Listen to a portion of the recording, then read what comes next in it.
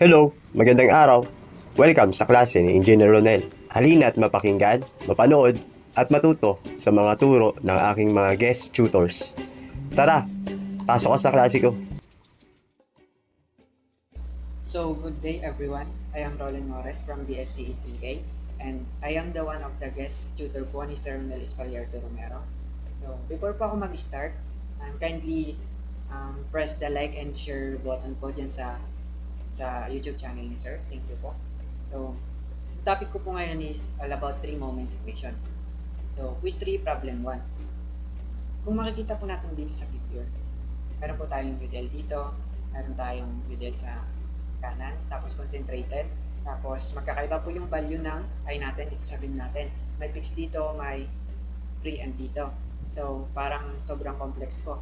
Ang una po natin gagawin is, i-determine po muna natin kung saan yung length of span.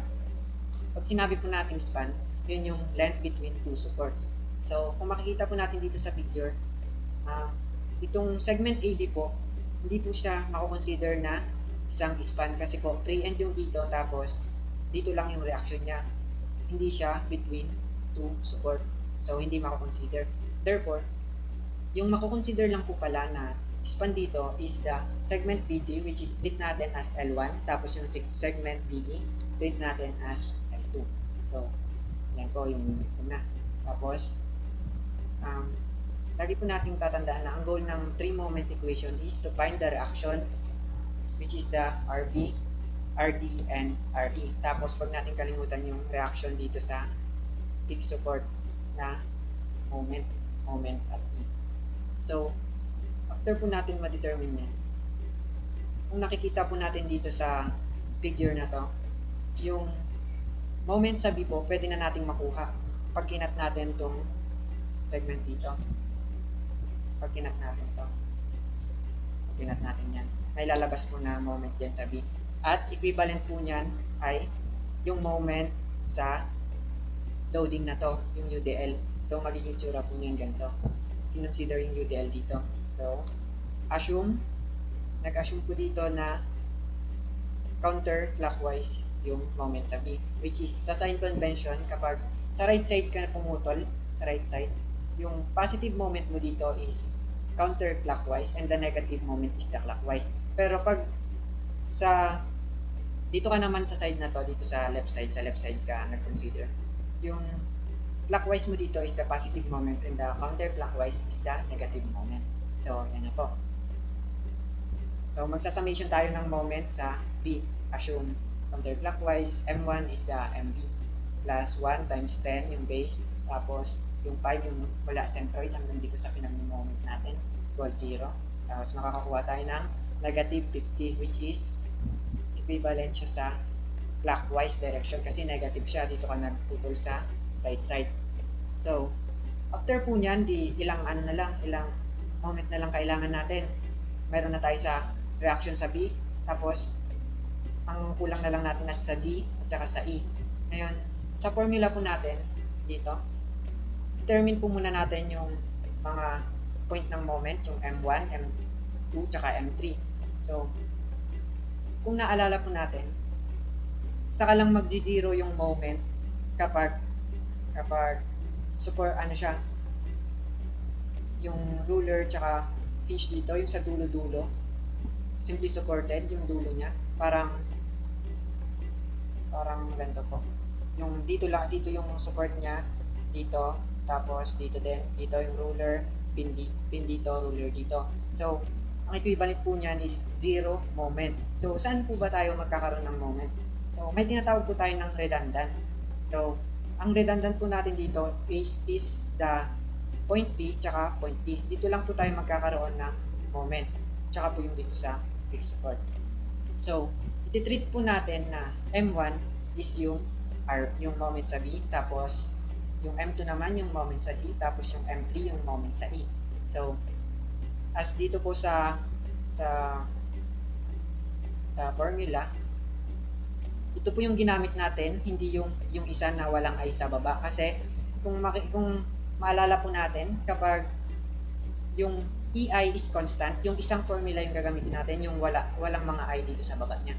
Pero, dito sa figure na to, dito sa problem na to, may mga value yung I niya, which is yung E lang yung constant. So, ang gagamitin natin is itong formula na to.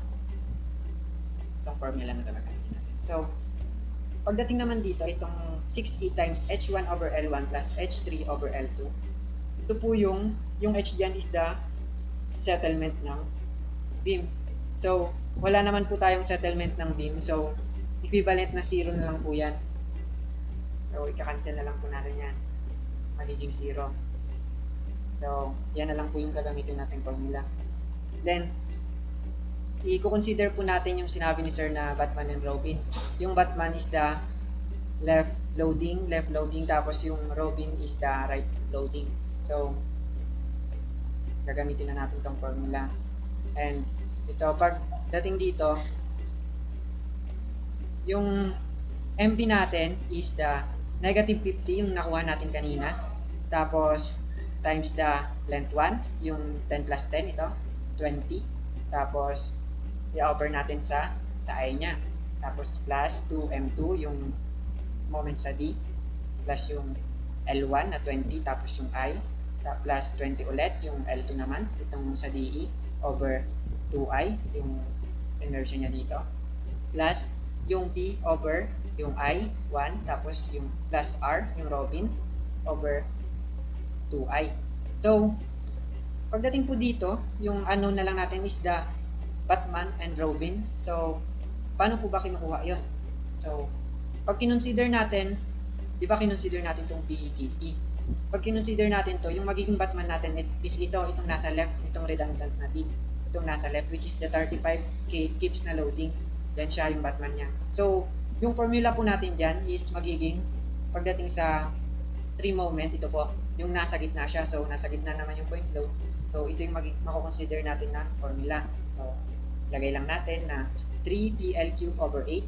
Yung 3 times yung yung value ng concentrated load na 35 times yung length na 20, itong 10 plus 10 over 8. Ito po makukuha natin. So, tapos, pag nakuha na po natin yung Batman, yung Robin naman po, itong sa segment DE, which is yung loading po dito is the uniform loading, yung uniform distributed po. Itong may 2 cubes per feet. So, ang magiging formula naman natin dyan is ito, yung sa whole span na distributed load, yung WO L cube over 4 na magiging ganito. Yung Robin natin is magiging 2 times yung 20 na base, yung length, cube over 4, tapos magkakaroon po tayo ng 4,000. So, paki-compute na lang po sa calculator nyo yan kung tama po yung mga nakalagay dyan. So, para ma-base po tayo. Then, ngayon, isa-substitute na po natin dito, yung magiging ganyan. Tapos ito, tapos nandito na po yung Batman and Robin. Itong 5 to 50, tapos yung 4,000 na Robin. So, ganyan. Inano na po, in-evaluate na lang po yan para simplify na po. Tapos ganyan. Tapos, kung mapapansin niyo po na wala yung mga I dito, so, ang nangyari lang po dyan is, since na pare-pareha silang may I sa denominator, kailangan lang po natin na i-time sa I para makancel lahat. Cancel na po yan lahat. So, kaya naging 140 M2 over 3 plus 10 M3 plus 14,500 over 3 equals 0. So, ngayon po, gagawin na natin to. Ito yung magiging equation 1 na natin. So, yan na. May equation 1 na tayo. So, pagdating naman dito,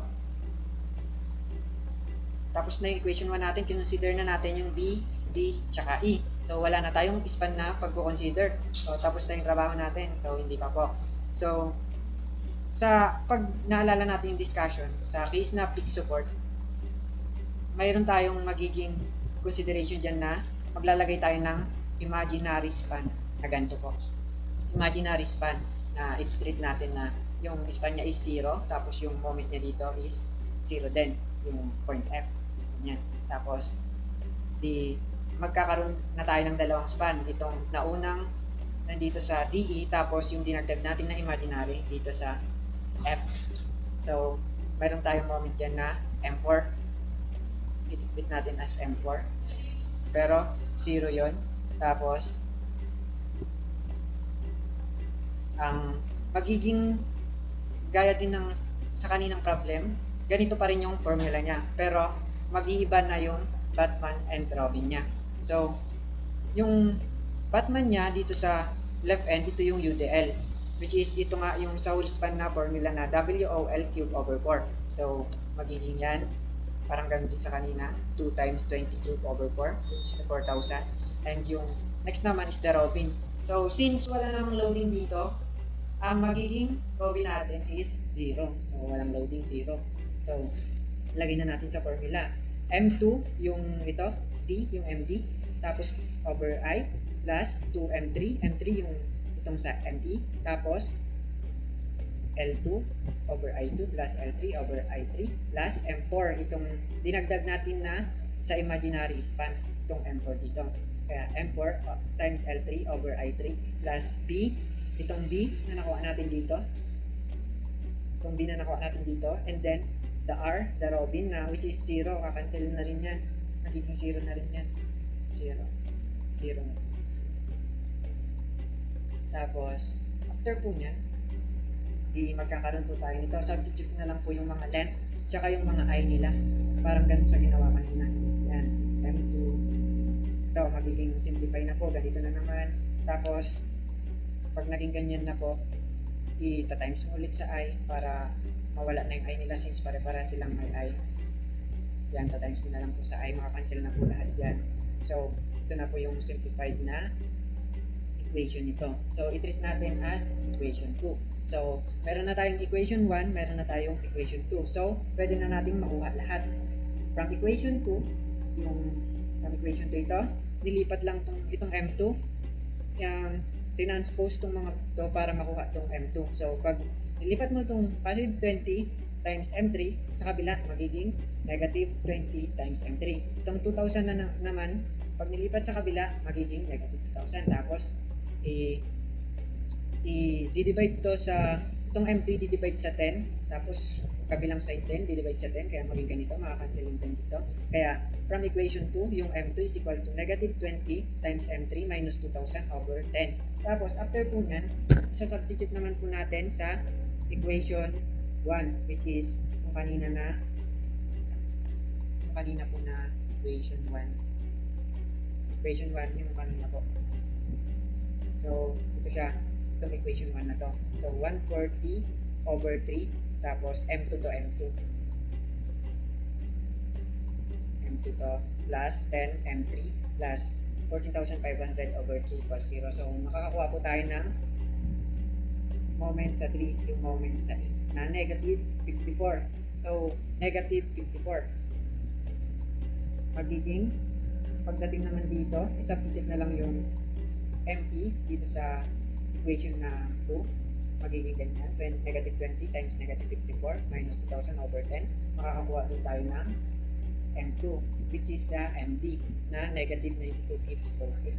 So, after po natin makuha lahat ng moment, so nakuha na natin ang lahat ng moment, ang kukunin naman po natin is the reaction sa 1, reaction sa 2, reaction sa 3 na D, C, E. So, ganyan. Gagawin po natin, ikakat-cut po natin siya. Ito is galing dun sa segment na AB, tapos yung redundant ng, yung sa may support na B, tapos ito naman. Tapos, pag nakadrawing na po tayo ng ganito, ilagay na po natin yung mga equivalent na moment nila. So, dito po, yung reaction sa RB, yung sinasabi ko kanina. Tapos, dito sa RB, mayroon siyang dalawa, yung RB left, kasi redundant to. Pag pinutol mo yan, magkakaroon ka ng RB left dito, tapos RB right naman dito. Kaya, pag sinam up mo tong RB left at RB right, makukuha mo tong reaction sa B. No, mayroon ka rin RB dito. Tapos, RB left, RB right. Pag sinamat mo rin yan, makakuha ka rin ng reaction sa D. So, mayroon ka din reaction dito sa E. Yan yung mga kailangan kunin. So, ilista na natin yung mga nakuha nating moment kanina. Yung sa B, negative 50. So, nandito siya, magiging clockwise siya kasi negative siya. Ganun sa kagayang sign convention natin kanina. Pag ilipat mo siya dito, magiging counter. Tapos, itong sa, ano naman, pag nilipat mo dito sa RB right dito, magiging counter. Tapos, dito sa kabila, magiging clockwise. Then, pare-pare silang feet per feet yan. Tapos, dito naman sa D, negative 92 feet per feet.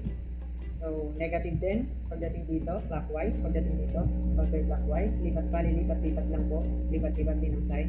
Pagdating dito, counter, tapos pagdating dito, clockwise, yung negative. Okay. Tapos, meron pa po tayo dito sa fixed support na moment sa E, negative 54, which is clockwise. Yan. After po nyan, para makuha na natin itong mga reaction, magsa-summation tayo. Yung summation vertical, yung equilibrium condition. Summation vertical, yan.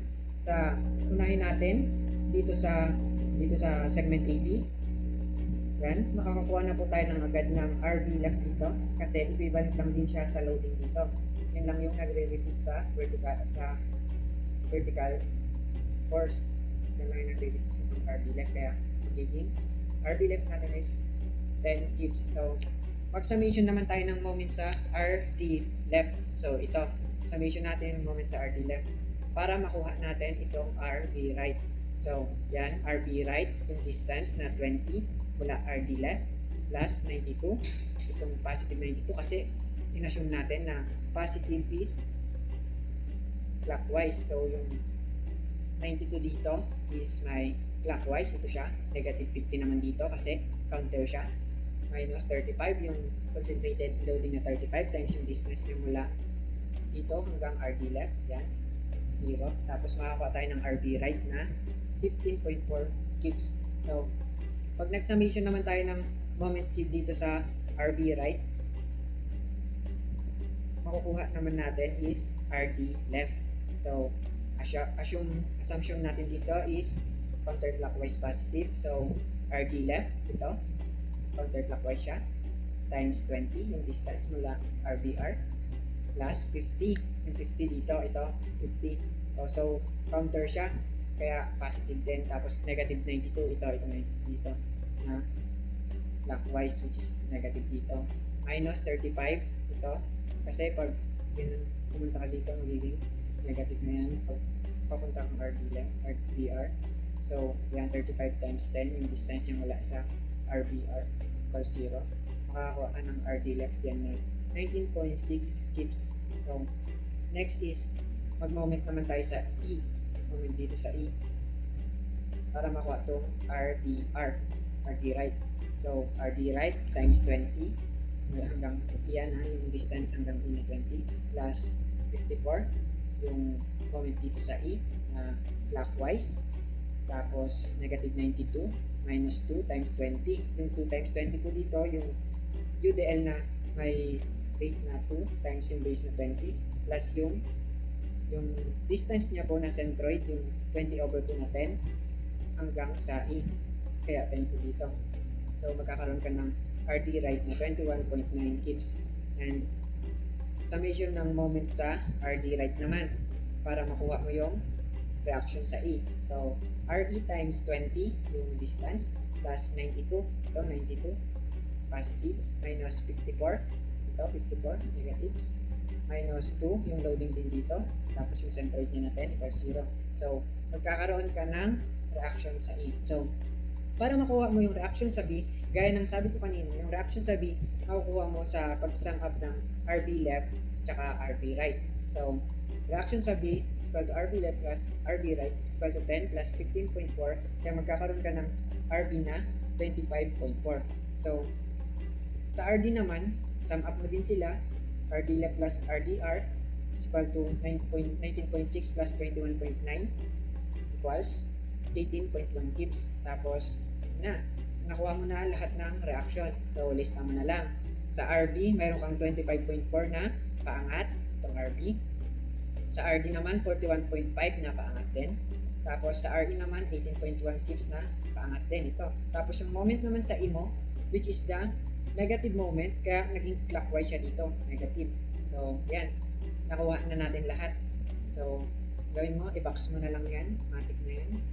And para may way din po pala para ma-check mo kung tama yung mga reaction.